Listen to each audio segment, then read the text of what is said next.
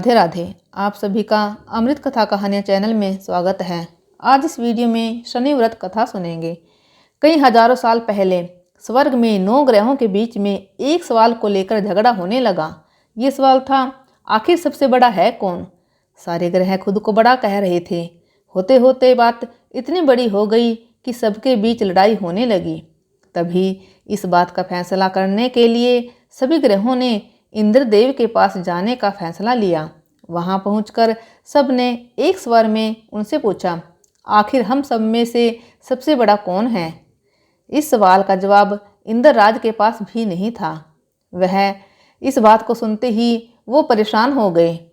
साफ शब्दों में इंद्रदेव ने कह दिया कि आपके इस सवाल का जवाब राजा विक्रमादित्य ही दे सकते हैं।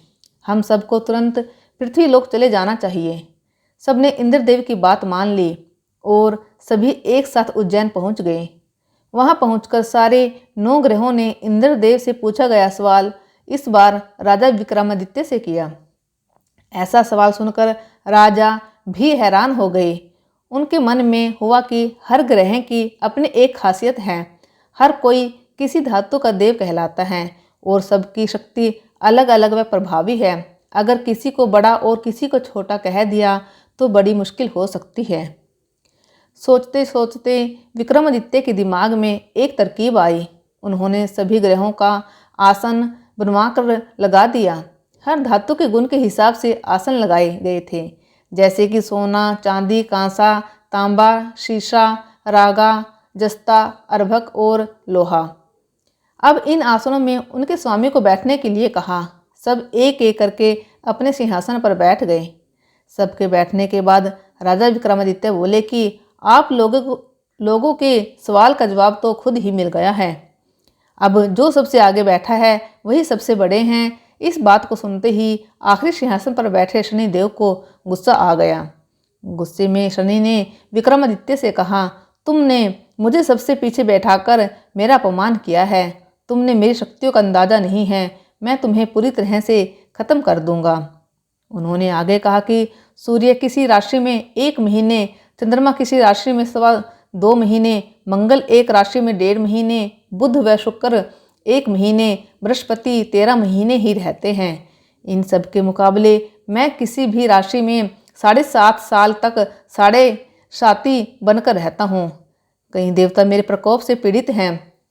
भगवान राम को भी 7.5 का प्रकोप झेलना पड़ा। इसी वजह से वो जंगल गए थे। रावण भी 7.5 की वजह से लड़ाई में मारा गया था। अब तुम्हारी बारी है। तुम भी मेरे प्रकोप से बच नहीं पाओगे। अब ये सब देखकर अन्य ग्रहों के देवता चले गए और शनिदेव भी नाराज होते हुए आगे निकल गए।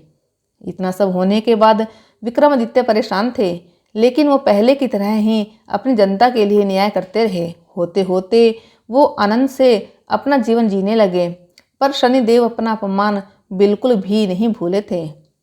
बदला लेने के मन से एक दिन शनिदेव घोड़ा व्यापारी के रूप में उज्जैन पहुँचे। वहां पहुँचते ही उन्होंने खबर फैला दी कि उनके पास खूब तेज दौड़ने वाले घोड़े हैं। इस खबर के मिलते ही राजा ने घोड़े का ख्याल रखने वाले अश्वपाल को कहा कि जाओ उससे घोड़ा खरीद कर ले आओ। वो गया और देखा कि घोड़े काफ़ी कीमती हैं। फिर विक्रमादित्य खुद गए और एक ताकतवर घोड़ा पसंद कर लिया। उसके बाद घोड़े की गति को देखने के लिए विक्रमादित्य उस घोड़े पर सवार होने लगे। तभी घोड़ा हवा में तेजी से दौड़ा और राजा को जंगल ले जाकर छोड़ दिया। जंगल से राजा अपने नगर वापस आने का रास्ता ढूंढने लगे। उन्होंने कई घंटों तक रास्ता ढूंढा, लेकिन उन्हें रास्ता नहीं मिला और वो भूख प्यास से तड़पने लगे। कुछ ही देर में उन्हें एक चरवाहा दिखा। उससे राजा ने पानी मांगकर पी लिया और पानी के बदले में उसे अपने सोने की अंगूठी दे दी। उसके बाद राजा रास्ता पूछते हुए एक नगर पहुँचे। वहाँ सामने ही राजा को एक सेठ की दुकान दिखी।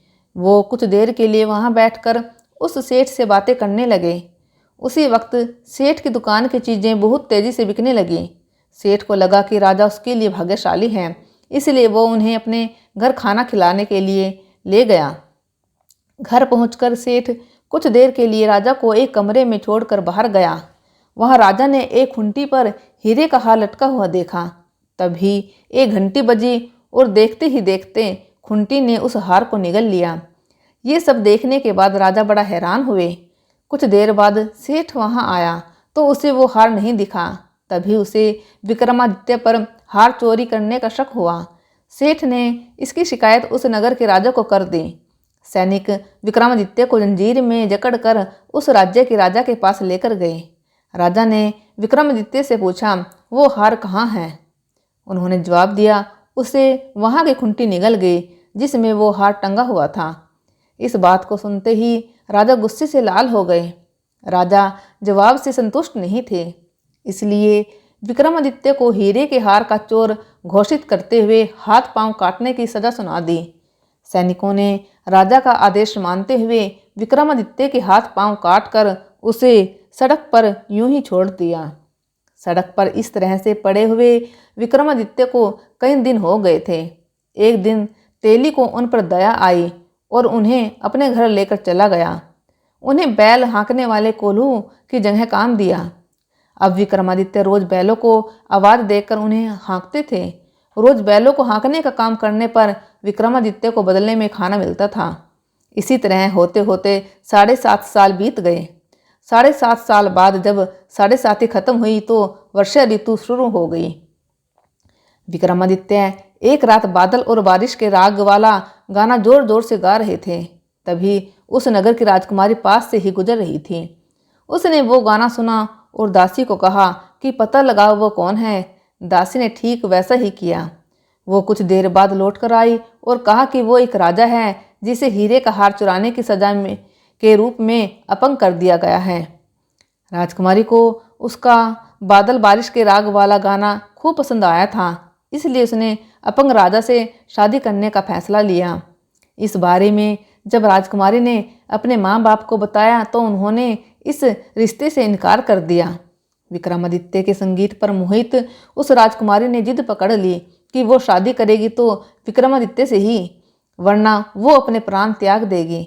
बेटी की जिद के आगे हार कर उन्होंने उसकी शादी विक्रमादित्य से करवा दी। शादी के बाद राजकुमारी भी विक्रमादित्य के साथ तेली के घर चली गई। विवाह की रात को ही विक्रमादित्य के सपने में शनिदेव आए और कहा कि अब तो तुम्हें मेरे प्रकोप का पता चल ही गया होगा।